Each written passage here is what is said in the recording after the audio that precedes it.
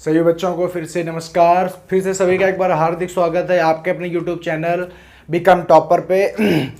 Exercise जो चल रही थी वो हम पढ़ा रहे थे वेक्टर अलजेब्रा एक साइड से इंटीग्रेशन। तो जो वेक्टर अलजेब्रा था उसमें जो एक्सरसाइज थी अपनी वो 10.4 थी। तो उस एक्सरसाइज में हम आगे बढ़ेंगे। पिछले मैंने आपको बताया था कैसे क्रॉस प्रोडक्ट निकाला जाता है, उसके पहले मैंने बताया कैसे डॉट प्रोडक्ट निकाला जाता है। तो उसी जो क्रॉस प्रोडक्ट जैसे निकाला जाता है उसी में हम आगे बढ़ेंगे आज। तो क्रॉस प्रोडक्ट सारे मैंने पिछली क्लास में आपको बहुत अच्छी तरीके से डिस्कस किया था कि आप क्रॉस प्रोडक्ट कैसे निकालोगे। और अब हम जो वही क्रॉस प्रोडक्ट जो मैंने आपको बताया, जो उसके तरीके बताए, उसी का क्या करेंगे, अब उसी का हम यूज करेंगे। तो एक्सरसाइज जो है वो है आपकी 10.4, प्रश्नावली 10.4 और प्रश्न नंबर 1, मतलब क्वेश्चन नंबर है पहला। देखो क्वेश्चन नंबर क्या है पहला क्वेश्चन कह रहा है बेटा A vector is equal to I cap minus 7 J cap. कह रहा है A vector is equal to I cap minus 7 J cap और प्लस का 7 के कैप। ठीक है। और अगर बात करें बी वेक्टर जो है आपका, बी वेक्टर है 3 आई कैप माइनस 2 जे कैप माइनस 3 आई कैप माइनस 2 जे कैप और प्लस का 2 के कैप। ठीक है। ये दो आपके क्या हैं, ये आप दो आपके वेक्टर दिए गए हैं। ठीक है। अब कह रहा है कि आप निकाल के मुझे क्या दिखाओ। तो कह रहा है आप मुझे निकालो ए वेक्टर क्रॉस बी वेक्टर का मॉड। तो कैसे करेंगे। तो फर्स्ट ऑफ ऑल क्या करेंगे बेटा, फर्स्ट ऑफ ऑल हम क्या करेंगे, ए वेक्टर क्रॉस बी वेक्टर निकालेंगे। इनका दोनों का हम क्रॉस निकालेंगे। तो मैंने आपको बताया था क्रॉस निकालने के लिए कैसे निकाला था। तो मैंने कहा था सबसे पहले आप क्या करो, एक बना लो सारणिक। क्या बना लो, सारणिक बना लो। बना लिया आपने। ठीक है। अब क्या करना है, अब आपको यहाँ पे लिखना है आई वेक्टर, जे वेक्टर और के वेक्टर। मैंने आपसे कहा था अगर बेटा आ जाएगा ए क्रॉस बी तो ए के एलिमेंट पहले लिखोगे, फिर बी के एलिमेंट बाद में लिखोगे। ठीक है। और अगर आ जाएगा बी क्रॉस है तो बी के एलिमेंट पहले और ए के एलिमेंट बाद में। यहाँ पे बेटा है ए क्रॉस बी, तो ए के पहले एलिमेंट लिखने हैं। तो एलिमेंट क्या लिखोगे, तो आई के साथ क्या है, आई जे के यहाँ पे क्यों लिखा गया है, क्योंकि आई जे के जब नीचे उसके एलिमेंट लिखोगे ना तो वो आई के साथ ही अटैच हो जाएगा। समझ गए। तो इसका एलिमेंट कितना है, तो आई का है सर जी +1, फिर इसका है -7 और फिर इसका है प्लस का 7। अच्छा, बात करें बी की तो है 3 आई का और इसका है -2 और इसका है 2। है ही कि नहीं है, तो जी बिल्कुल है। अब अगर ए क्रॉस बी निकालना है तो बेटा क्या होता था, मैंने कहा था जब आप आई को लोगे तो प्लस में लोगे। ऐसे कैसे कैसे बोला था, मैंने कहा था प्लस माइनस और प्लस में लिया जाता, मतलब आई को प्लस में, जे को माइनस में और के को प्लस में। समझ गए। तो वही करेंगे। तो हम करेंगे इज इक्वल टू, सबसे पहले क्या लोगे आई कैप। मैंने कहा था कि आई को किस में लेना है, प्लस में, तो देखो प्लस में लिया। जब हमने कहा था आई का निकालोगे तो आई को जिसका निकालना है उसको क्या कर लो, बंद कर लो। बाकी दूसरे का क्या करना है, बाकी दूसरों का क्रॉस मल्टीप्लाई कराना है, केवल और केवल प्रोडक्ट का। तो जब बेटा हम ऐसे क्रॉस मल्टीप्लाई कराते हैं, जब हम इधर से इधर की तरफ जाते हैं तो करते हैं प्लस में, और जब इधर से इधर की तरफ जाते हैं तो करते हैं माइनस में। तो ब्रैकेट 7 2 जा 14, तो माइनस का 14। ठीक है, क्योंकि माइनस साइन था। इसमें क्या हो जाएगा, इसमें हो जाएगा 14, लेकिन माइनस का 14 आएगा। और मैंने कहा था ऑलरेडी इसमें माइनस लगाया जाता है, ऐसे करेंगे माइनस का 14। ऐसे ही तो करोगे। बताओ भाई, इसमें ऑलरेडी ये वाला प्लस का लिया जाता है और ये वाला माइनस का लिया जाता है। माइनस का अब अगर यहाँ पे आज खत्म कर दो भाई, माइनस का मल्टीप्लाई हो तो माइनस माइनस क्या हो जाएगा जी, माइनस माइनस हो जाएगा प्लस। बात समझ में आ गई। तो जी सर जी आ गई। अब बात करेंगे जे की। मैंने क्या कहा था, जे को कायम लेते हैं तो जे को लेते हैं माइनस, तो माइनस का J is equal to cap is equal to J को बंद कर लो और बाकी दोनों का, तो इसका तो 1 2 जा 2 और माइनस का 21, तो 2 माइनस का 21। ठीक है। फिर क्या करना है हमें, के क्या करना है, के काय में लिया जाता है, प्लस में लिया जाता है, तो के कैप। अब बेटा के का कैसे करेंगे, के को ऐसे बंद कर लो। अब बाकी जो बचा है तो इसका पहले ऐसे मल्टीप्लाई करेंगे, तो ये प्लस में करेंगे और ये वाला माइनस में करेंगे, ये वाला प्लस और ये वाला माइनस। समझ गए ना। तो 3 2 जा तो 2 ही आएगा, तो माइनस का 2 है तो माइनस का 2 कर दो, फिर माइनस। अब अगर इधर करेंगे तो आ जाएगा माइनस का 21 और माइनस का 21 आ जाएगा, माइनस ऑलरेडी लगा है तो प्लस का 21 आ जाएगा कि नहीं आ जाएगा, तो जी सर जी बिल्कुल आ जाएगा। ठीक। यहाँ पे बेटा प्लस का 14 माइनस 14 कट जाएगा, कैंसिल हो जाएगा। समझ गए। तो आ जाएगा 0 आई कैप आ जाएगा। ठीक है। अब अगर बात करें इसकी, ठीक है, अब अगर बेटा बात करें इसकी तो माइनस का जे, अब यहाँ पे कितना बचेगा, तो माइनस का 20 बचेगा और माइनस का 20 मल्टीप्लाई जे में करेंगे तो ऑलरेडी जे है माइनस का, तो माइनस माइनस प्लस आ जाएगा, तो प्लस का 20 जे कैप हो जाएगा। तो जी सर जी हो जाएगा। यहाँ पे देखो कितना आएगा, यार इधर 19 आएगा, सॉरी 19। यहाँ भी कितना है, यहाँ भी प्लस का 19 आएगा। तो अगर के की बात करें तो आ जाएगा प्लस का 19 के कैप। समझ गए? तो अब यहाँ से बेटा आपको आपका निकल के क्या आया, तो यहाँ पे आपका निकल के आया है,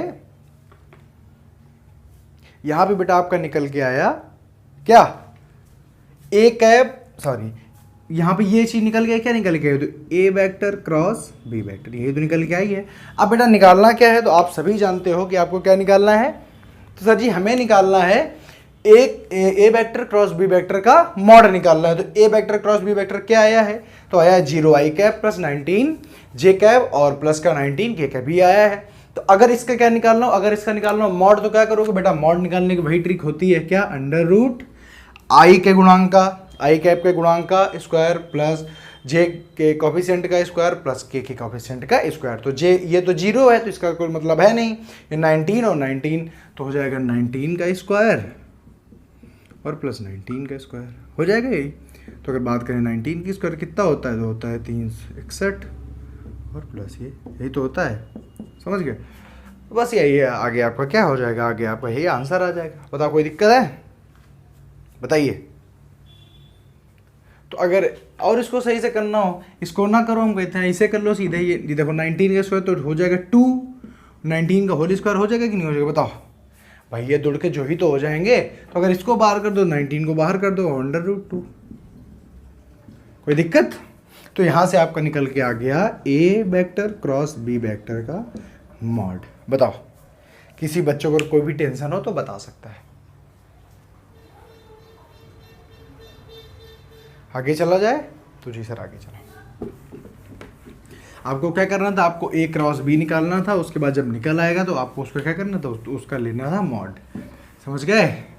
तो सबसे पहले आपको सीखना ये है कि आप कैसे निकालोगे क्रॉस प्रोडक्ट किसी का। समझ गए? तो बेटा देखेंगे अपना दूसरा सवाल। तो दूसरे सवाल में दिया गया ए वेक्टर और बी वेक्टर दिया गया, ठीक है। तो आपको कह रहा है कि ए प्लस बी, क्या कह रहा है, कह रहा है ए प्लस बी वेक्टर और कह रहा है ए माइनस बी वेक्टर के लंब दिशा का सदिश, लंब दिशा में मात्रक सदिश ज्ञात करना है।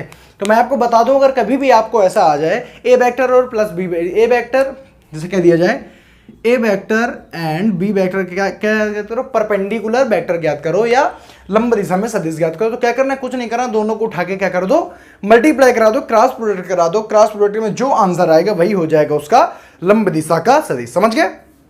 मतलब अगर ए वेक्टर क्रॉस बी वेक्टर अगर करा दिया गया, जो भी आंसर आएगा वही हो जाएगा लंब दिशा का सदिश।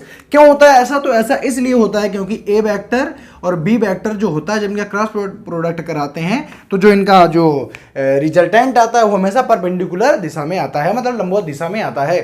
तो अब क्या कह रहे हैं, अब कह रहे हैं ए वेक्टर और ए वेक्टर प्लस बी वेक्टर, ए वेक्टर प्लस बी वेक्टर, इनका दोनों का लंब दिशा में सदिश ज्ञात करना है। सबसे पहले हम निकालेंगे ए वेक्टर प्लस बी वेक्टर। तो अगर इसका करें तो आ जाएगा 3 आई कैप, दोनों को ऐसे ही जोड़े ना, प्लस ही तो करना है, तो दोनों को जोड़ो तो ऐसे कितना आ जाएगा 4 आई कैप प्लस का 4 जे कैप, और ये बेटा हो जाए खत्म, क्योंकि ये प्लस है ये माइनस है। समझ गए? अब करें, अगर बात करें माइनस की, तो माइनस में लिखना पड़ेगा जाके गड़बड़ ना हो। 3 आई कैप प्लस का 2 जे कैप प्लस का 2 के कैप, ठीक है, माइनस। अब देखो इसमें जो माइनस वो प्लस, जो प्लस है वो माइनस, तो माइनस का हो जाएगा आई कैप और माइनस का 2 जे कैप और प्लस का 2 के कैप हो जाएगा, ठीक है। इसकी बात करें तो देखो ये है तो घट जाएगा, आ जाएगा 2 आई कैप, ये बेटा प्लस का, ये माइनस का कट जाएगा, ये दोनों प्लस प्लस के हैं तो आ जाएगा प्लस का 4 के कैप। तो अगर बात करें इसकी तो बताओ कितना आ गया, तो सर जी आ गया 2 आई कैप प्लस का 4 के कैप। समझ गए कितना आ गया? तो आ गया 2 आई कैप और प्लस का 4 के कैप। तो आपके पास है बेटा, आपके पास ए प्लस बी है और आपके पास ए माइनस बी है। इनका दोनों का क्या पूछ रहा था, तो सर जी इनका दोनों का पूछ रहा था परपेंडिकुलर वेक्टर, लंब दिशा में सदिश पूछ रहा था। तो मैं कैसे ज्ञात करूंगा, तो मैंने आपको अभी अभी बताया कि बेटा लंब दिशा में सदिश ज्ञात करने के लिए दोनों क्या करना होता है, क्रॉस मल्टीप्लाई करवाना होता है। तो क्या किया, तो A vector plus B vector is cross A vector minus B vector. कैसे करेंगे, वही सर जी आई करेंगे, जे करेंगे और के करेंगे, यही तो करवाया था। क्या देखेंगे इसके, देखो इसमें क्या है, इसमें बेटा के कैप नहीं है, तो जिसमें जो कैप नहीं होता है उसको जीरो के साथ में लिखते हैं, तो 0 के कैप। इसमें क्या नहीं है, इसमें जे कैप नहीं है, तो इसको पीछे कर देंगे, 0 जे कैप और प्लस का 4 के कैप। बेटा लिखो, अब देखो ए प्लस बी पहले है तो इसके एलिमेंट पहले लिखेंगे, ए प्लस ए माइनस बी बाद में, तो इसके एलिमेंट बाद में लिखेंगे। तो अगर इसकी बात करें तो आ जाएगा 4 4 0 और ये हो जाएगा 2 0 4। समझ गए? अगर इसके लिखने की कोशिश करें तो कैसे हो जाएगा, आई कैप लोगे पहले, आई कैप मैंने कहा था आई प्लस में जे माइनस में और के कैसा होता है प्लस में होता है। तो आई लोगे तो जो मैंने कहा था जो लेना उसको बंद कर लेना, बाकी क्रॉस मल्टीप्लाई करा दो। बताओ इसको बंद किया और 4 का 4 में कराएंगे कितना आ जाएगा, तो सर जी आ जाएगा 16 और ये तो 0 है, ये कुछ कोई बात ही नहीं है। माइनस का जे किस में लेते हैं, माइनस के साथ लेते हैं, माइनस का जे कैप, तो जे को बंद कर दो, जे को बंद कर लो, बाकी देखो तो 4 4 है तो 4 4 16 और ये हो जाएगा 0, तो कितना आ जाएगा 16 आ जाएगा। ठीक है, और प्लस का के कैप होगा, जब के निकालोगे तो बेटा ये कर लोगे बंद, तो ये तो 0 हो जाएगा, ये हो जाएगा 8 माइनस का 8। दूसरा वाला क्यों कैसे होता है, माइनस में होता है। समझ गए? तो अगर इसकी बात करें तो आ जाएगा 16 आई कैप माइनस का 16 जे कैप और माइनस का 8 के कैप। ठीक है, तो अब देखो क्या हुआ, अगर क्या बेटा इसको दोनों को आप सी के वेक्टर नहीं मान सकते, एक नया वेक्टर मान लो, तो निकालनी है सी। तो ये जो बेटा निकल के आया, ये निकल के आया है आपका लंब सदिश, लंब दिशा में सदिश मतलब परपेंडिकुलर वेक्टर। लेकिन यहां पे क्वेश्चन में पूछ रहा है कि लंब दिशा में मात्रक सदिश ज्ञात करना है। तो लंब दिशा मात्रक सदिश क्या होता है, मात्रक सदिश मतलब यूनिट वेक्टर, मतलब जो सदिश लंब दिशा में निकल के आए उसका यूनिट वेक्टर निकालना है। तो निकाल दो सी कैप, तो सी कैप हो जाएगा C vector upon mod C vector. समझ गए? तो आ जाएगा 16 आई कैप माइनस का 16 जे कैप और माइनस का 8 के कैप अपॉन अंडर रूट 16 का स्क्वायर कितना हो जाएगा, 16 का स्क्वायर 256 और प्लस का 256 और प्लस का 64। बताओ कोई दिक्कत भाई, माइनस 16 का स्क्वायर भी तो प्लस 16 का मतलब माइनस 16 इंटू माइनस 16 प्लस का 256 आना है, प्लस का 18 आना है। तो अगर बात करें तो यहाँ पे आ गया 16 आई कैप माइनस का 16 जे कैप और माइनस का 8 के कैप अपॉन कितना हो जाएगा, तो हो जाएगा रूट किया जाएगा। ये बेटा किसका जोड़ लेना, ये आएगा। हमें मुझे ये बताओ कि ये किसका वो होता है, ये किसका स्क्वायर रूट होता है, तो सर जी होता है 24 का। किसका होता है, 24 का। तो 16 आई कैप माइनस का 16 जे कैप और माइनस का 8 के कैप अपॉन 24। तो अगर हम लोग ब्रीफली लिखें तो कैसे हो जाएगा, 16 अपॉन 24 आई कैप माइनस का 16 अपॉन 24 जे कैप और माइनस का 8 के अपॉन 24। बेटा कट कर तो कैसे आ जाएगा, तो आ जाएगा 2/3 आई कैप माइनस का 2/3 जे कैप और माइनस का 1/3 के कैप। यही है आपका बेटा आंसर। बताओ किसी कोई दिक्कत? तो मैंने इसमें आपको दो चीजें सिखाई। सबसे पहले मैंने चीज सिखाई आपको कि आपको लंब दिशा में सदिश कैसे निकालना है। अगर आपको दो वेक्टर दे दिए जाएं और उनसे बोले कि लंब दिशा में सदिश निकालो, तो आप क्या करोगे, दोनों का क्रॉस मल्टीप्लाई करवा दोगे, जो आंसर आएगा वही आपका आ जाएगा लंब दिशा में सदिश परपेंडिकुलर वेक्टर। और अगर पूछे परपेंडिकुलर वेक्टर का यूनिट वेक्टर निकालो, तो आप उसका यूनिट वेक्टर भी निकाल सकते हो ऐसे। समझ गए? पिछले मैंने जब एक्सरसाइज कराई तो आपको ऐसे टाइप का एक क्वेश्चन बताया था, तो आपको याद रखना है। ठीक है, चलो आगे चलें। तो जी सर जी आगे चलें, बताओ फटाफट। किसी बच्चों कोई दिक्कत, कोई परेशानी नहीं है ना?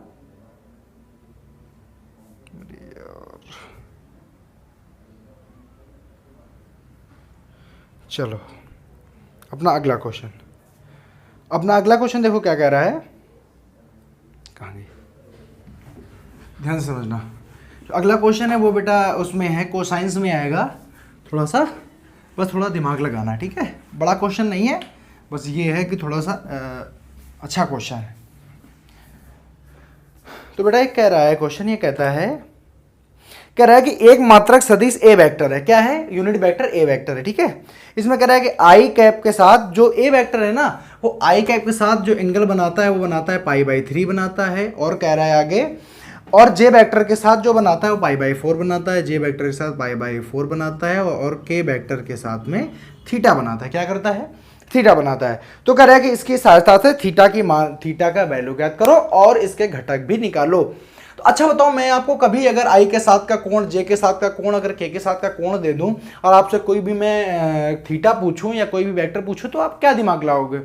सर जी इसका सिर्फ एक ही तरीका है कि अगर मैं इनका जो कंपैरिजन है वो इनके कोसाइन के साथ में करूं, तभी कुछ हो सकता है। मैंने एक फार्मूला बताया था, याद करो जरा, जाके पीछे जाके याद करना। मैंने कहा था cos square alpha plus cos square beta plus cos square gamma is equal to 1। ऐसा कुछ बताया था?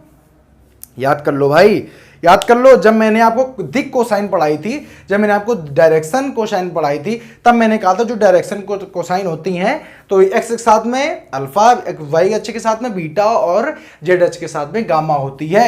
मैंने कहा था इसमें अगर कोई संबंध पूछे तो होता है, इसको ऐसे भी लिख सकते हैं, L square plus M square plus N square is equal to 1। ऐसा कहा था? तो जी सर जी आपने कहा था। तो इसी फार्मूले की मदद से देखना अभी मैं निकालूंगा कि थीटा कैसे निकालेंगे। अच्छा बताओ, आई कैप और जे कैप के कैप क्या है? ये है एक्स अक्ष के साथ में, ये होता है वाई अक्ष की दिशा में, ये होता है जेड अक्ष की दिशा में। ऐसे ही तो होता है। तो एक्स अक्ष अगर इसे अल्फा, तो अल्फा क्या होगा? तो अल्फा पाई बाई 3। तो अगर बात करें कि cos square pi by 3 plus cos square pi by 4 plus cos square theta is equal to 1। समझ गए? अगर बेटा मैं जो पाई बाई 3 हो तो इसको कहते हैं 60 डिग्री। अगर cos 60 की बात करूं तो होता है 1/2 का होल स्क्वायर, प्लस अगर मैं 45 डिग्री की बात करूं तो होता है 1/√2 का होल स्क्वायर। और बेटा हमको थीटा निकालना है क्योंकि मुझे थीटा पता नहीं है, इज इक्वल टू 1। बात करें तो आ जाएगा 1/4 plus 1/2 plus cos square theta is equal to 1। कोई दिक्कत? तो सर जी कोई भी दिक्कत नहीं हो रही है। तो अब 1/4 1/4, तो अगर इधर हम इसको ले जाएंगे, अरे यार जब एलसीएम निकालेंगे तो 4 आ जाएगा नीचे एलसीएम, ठीक है। चलो इसको उठा के सीधे उधर ले जाते हैं। Cos square theta is equal to 1 minus 1/4 minus 1/2। LCM आएगा 4 तो आ जाएगा 4 माइनस 1 माइनस 2। ऐसे ही तो आएगा पक्का? तो सर जी पक्का ऐसे ही आएगा। Cos square theta is equal to, भाई 4 एलसीएम हो गया तो इसके अपॉन में 1 आ जाएगा, समझ गए? तो 4 माइनस 1 माइनस 2 आ गया। तो अगर बात करें तो आ जाएगा कॉस स्क्वायर, ध्यान से देखो यहाँ से इतना तो 1/4 बचेगा तो आ जाएगा cos square theta is equal to 1/4। बेटा अगर थीटा अगर उधर भी करें तो क्या हो जाएगा बताओ? अगर स्क्वायर करें तो 1/2 का होल स्क्वायर लिखा हुआ है। अगर इसका हम कर दें कंपैरिजन, क्या कर दें? कंपैरिजन कर दें। अगर तुलना कर दें तो लिखना पड़ेगा तुलना करने में या कंपैरिजन करने में क्या हो जाएगा? हो जाएगा cos theta is equal to 1/2। बताओ बेटा कॉस थीटा 1/2 वैल्यू किसकी होती है? सर जी पाई बाई 3, मतलब 60 डिग्री। तो थीटा इज पाई बाई 3। तो बेटा थीटा निकल गया है कि नहीं निकल गया है? तो सर जी बिल्कुल निकल के आया। तो अब अगर बात करें तुमसे हम पूछेंगे इनके कंपोनेंट बताओ, तो यार कंपोनेंट आ गए, क्या होंगे कंपोनेंट? इसका हो जाएगा, देखो कंपोनेंट निकालने के लिए कंपोनेंट की बात करें तो यार देखो इसका कितना डिग्री है? पाई बाई 3। इसका कितना है? पाई बाई 4। और इसका कितना आ गया है? इसका आ गया है पाई बाई 3। तो अब कंपोनेंट निकालने के लिए कुछ नहीं करना है, LMN जानते हो। तो अब इसमें कॉस जो है स्क्वायर कोई लगाने की जरूरत नहीं है, सीधे आप क्या करोगे? सीधे सीधे कंपोनेंट निकाल दोगे। तो बेटा जो इसके कंपोनेंट आएंगे, कंपोनेंट कैसे निकालोगे? आप निकाल दो कॉस अल्फा, कॉस बीटा और कॉस गामा।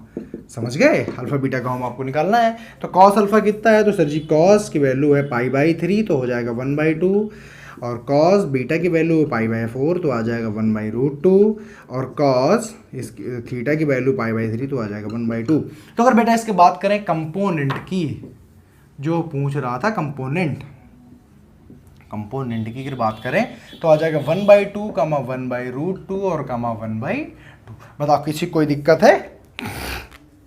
तो ऐसे से कंपोनेंट पूछ रहा तो बेटा ऐसे कंपोनेंट निकालोगे और ऐसे इसका थीटा निकालोगे। कभी भी याद रखो, अगर कभी भी आपको वेक्टर अलजेब्रा में अगर एंगल दे के आ जाए, ठीक है, कई सारे एंगल दे के आ जाए, आई कैप जे कैप से के कैप के साथ में, यहीं पे लिखा होता OX OY OZ या लिखा होता XH YH ZH, तब भी आप यही करते। तो यहाँ पे इंडिकेशन क्या दिया था? आई के साथ में, जे के साथ में और के कैप के साथ में। आप जानते हैं आई किसके साथ होता है? जे, आप जानते हैं, समझदार है। चला जाएगा? तो जी सर जी चला जाए। किसी कोई दिक्कत हो वो हमसे दोबारा कमेंट सेक्शन में पूछ भी सकता है कि सर जी ये सवाल मुझे थोड़ा कम समझ में आया। हालांकि मैं ऐसी कोई भी चीज़ छोड़ता ही नहीं हूँ जो को समझ में ना आए, सब चीज़ें बता देता हूँ। लेकिन फिर भी अगर कोई ऐसा है तो उसका स्वागत है, मैं दोबारा बताने के लिए तैयार हूँ, ठीक है। चलो तो देखो बेटा, अब जो अगला क्वेश्चन आया ये कह रहा है कि A minus B cross multiply by A vector plus B vector is equal to 2A vector B vector, यही दिया है शायद, ए वेक्टर क्रॉस, ठीक है, ये दिया गया है। अब इसको कैसे करेंगे? तो सर जी कुछ नहीं करना है, इसको सबसे पहले सॉल्व कर लो, ये अपने आप से आ जाएगा। कैसे? इसको हमने लिया, ठीक है, समझ लेना। आप वहाँ पे ये भी लिख सकते हो, लेफ्ट हैंड साइड भी आप लिख सकते हो, या आप सीधे इसको उठा सकते हो। तो कैसे करेंगे बताओ। अब इसका क्या करोगे, मल्टीप्लाई इसके साथ में करो, तो क्रॉस मल्टीप्लाई तो हमेशा याद रखना ए, जैसे देखो अगर जैसे ऐसे ऐसे तो लिखोगे A vector cross A vector plus B vector, समझ लो।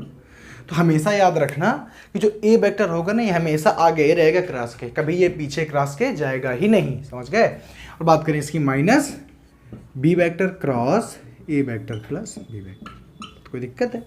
अब भाई जो माइनस था हमेशा साइन के साथ में माइनस का बी वेक्टर किया, हमेशा माइनस का बी वेक्टर हमेशा आगे रहेगा, समझ गए।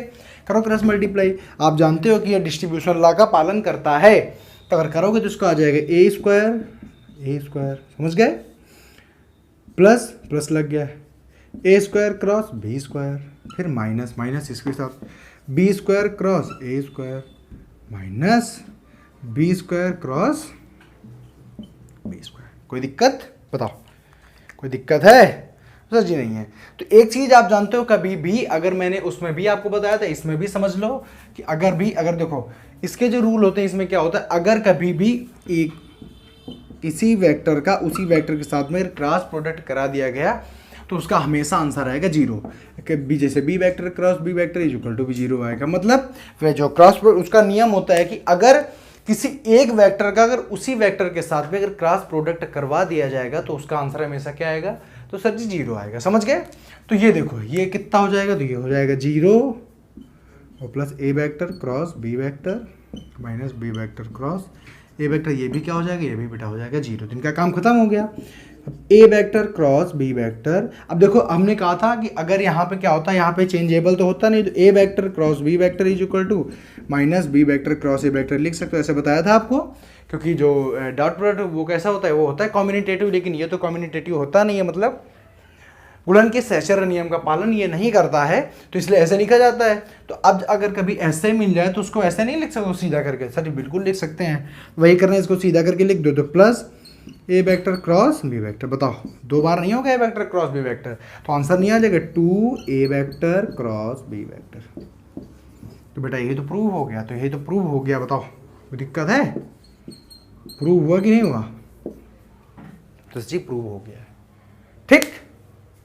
कोई दिक्कत समस्या नहीं होनी चाहिए। चला जाए आगे, तो जी सर जी आगे चला जाए। देखो जिसको एक्सरसाइज करना हो फटाफट कर लिया करे, ठीक है।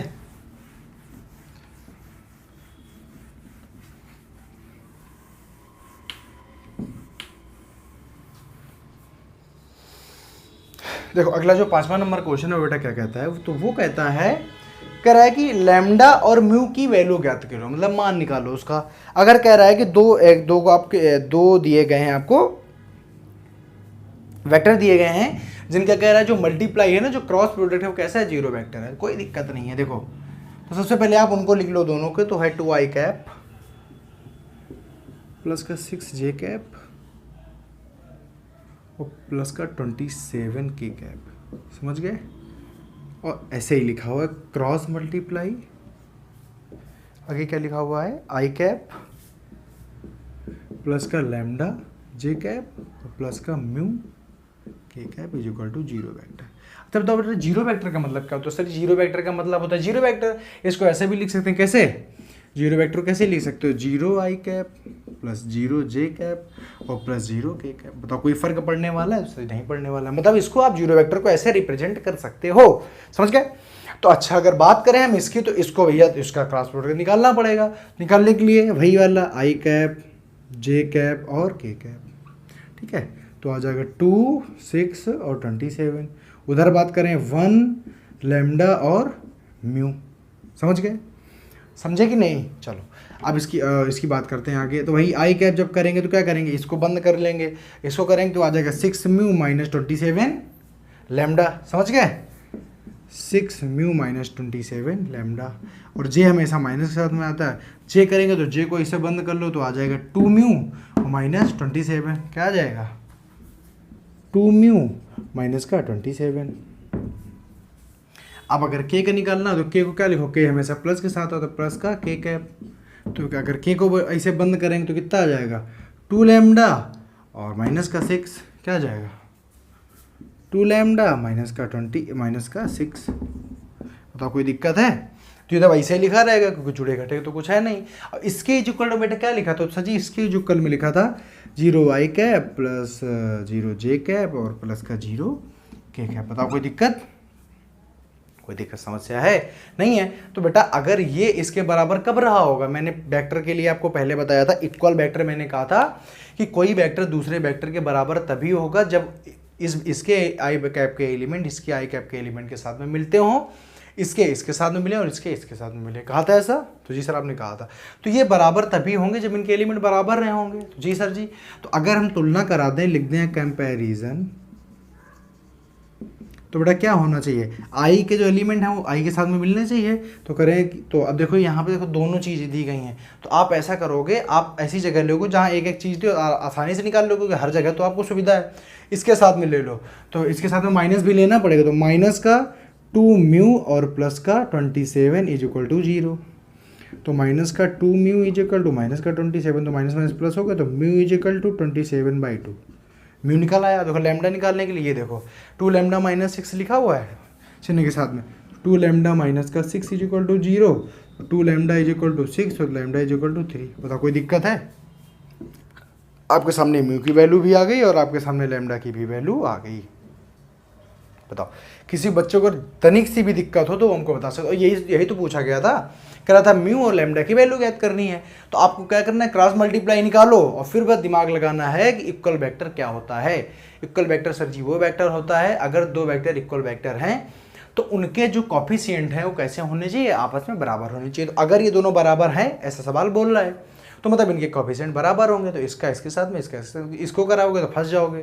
क्यों? अगर इसको कराओगे जो इक्वल टू 0 रखोगे तो इसमें देखो म्यू भी है लैम्डा भी है, तो फिर इससे कोई वैल्यू निकाल के उसमें रखनी पड़ेगी। तो करना ही क्या है? हमें सीधे वहीं से वहाँ से निकाल लेना है। समझ गए? बताइए, बताइए समझ गए? तो अभी यहीं तक करते हैं, ठीक है। अब जब अगली का वीडियो आएगा तो उसमें हम और थोड़ा सा डिस्कस करेंगे इसी के बारे में। जल्दी से जल्दी हम इसको ख़त्म करने की कोशिश करते हैं, ठीक है। तब तक के लिए पढ़ते रहिए, स्वस्थ रहिए, मस्त रहिए और जय हिंद।